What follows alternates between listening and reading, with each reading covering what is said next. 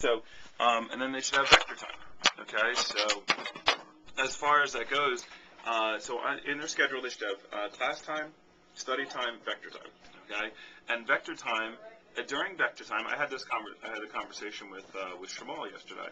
Okay, and he's like, well, I had 2 appointments, but one cancellation, and I'm like, well, Shamal, you've done 1 appointment for the entire week.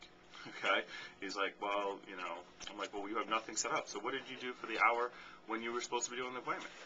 Okay, I don't know. I'm like, well, Shamal, I was very strict though. I'm like, your job is to do a minimum of 5 appointments. Like, there is no exceptions. Okay, and if you were working at another job, well, you know what? Between 10 and 5 today on a Saturday, between 10 and 5, you would be working. Okay, so you would be at a job, you'd be sweeping, you'd be taking the fries, you'd be cleaning up, you'd be putting things on shelves, you'd be scanning stuff, whatever the heck job you would have that's going to let you be a part-time student and just work on weekends. You would be doing that from 10 to 5. Okay, and then on the next day you'd be doing it from 10 to 5 again. All right, everybody mute themselves because I hear a lot of background noise. So I said, so Shamal, it's very simple. If you don't have 5 appointments, then you should be on the phone from 10 to 5 getting appointments. Like, if you have 1 appointment, then you go do that one, and you're on the phone the rest of the day until you get your 5 appointments done. And if you can't do that for this job, then you're going to go get a different job that's going to do it, that they're going to make you do something. So either you do it on your own and get your work done. Now, the great thing about our job is that if you get your work done, like if you already had 5 appointments done, set up, you don't have to be on the phone from 10 to 5, okay? But your job is to do your appointments, okay? Your job is to get 5 appointments done. That is the minimum number, and you have to have that number for everyone.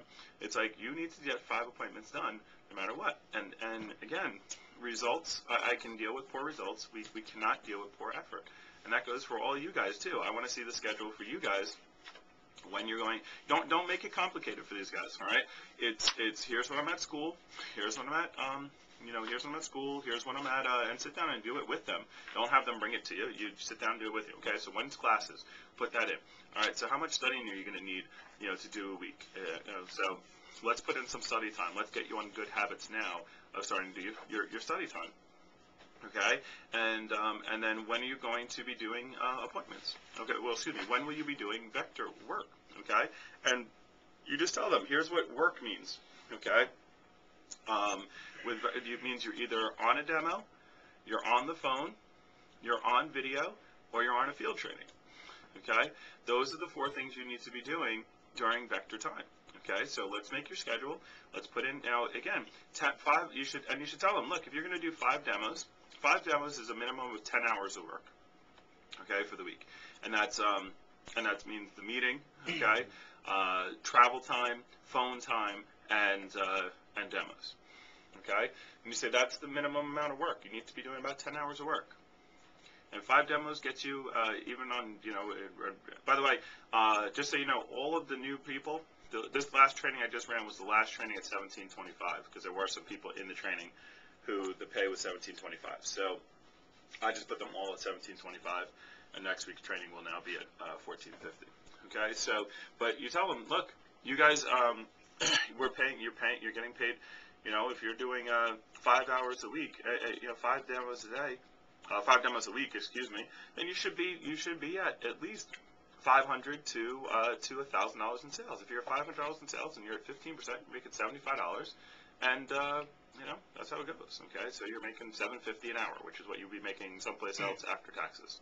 Okay, however, that's at but the cool thing is, at $7.50 an hour. Okay, then next week, you do that for 2 weeks. Now you're at or you do it for a couple weeks, or you sell $1,000 1 week. By the way, you're making $7.50 an hour to $10 an hour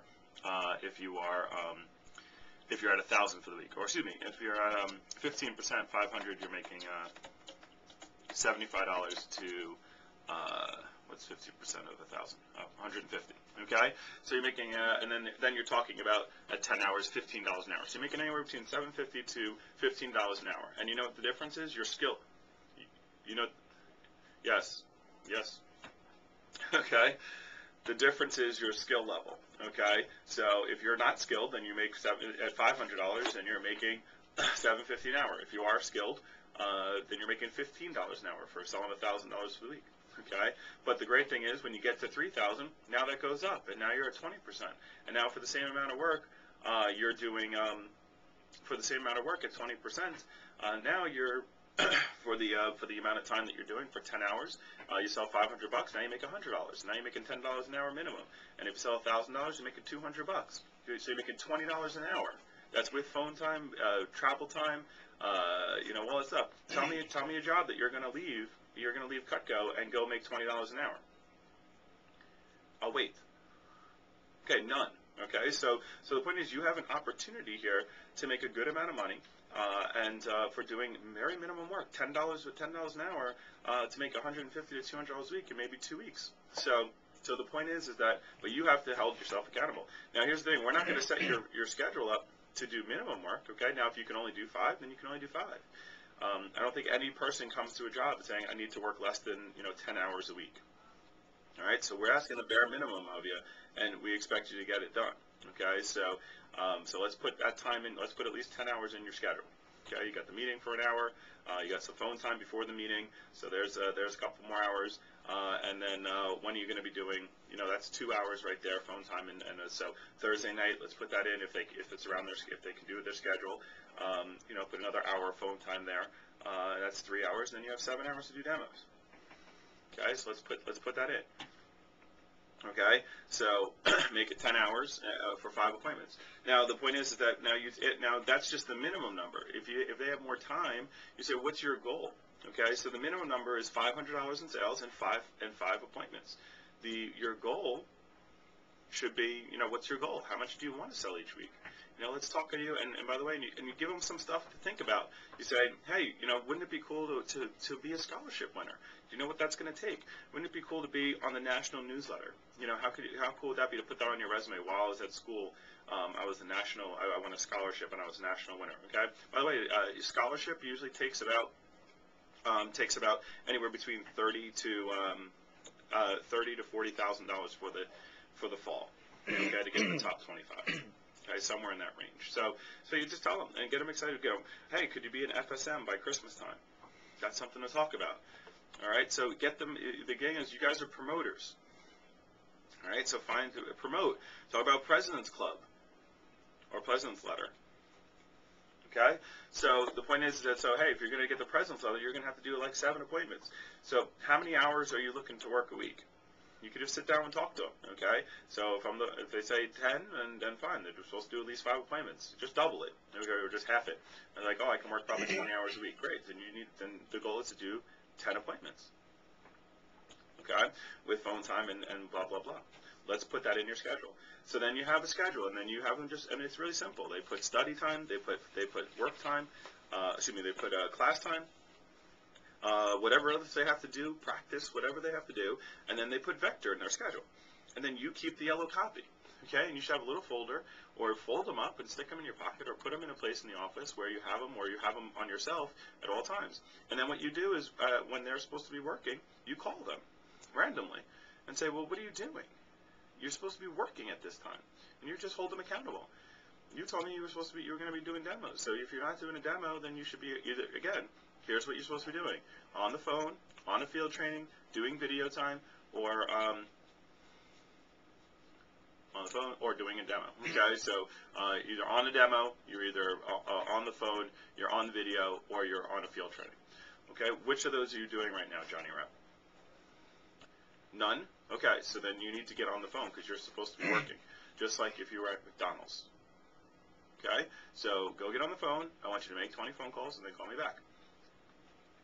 Okay, so and let me know, or make 10 phone calls and then call me back. Like for the next 3 hours, you're supposed to be doing Cutco work.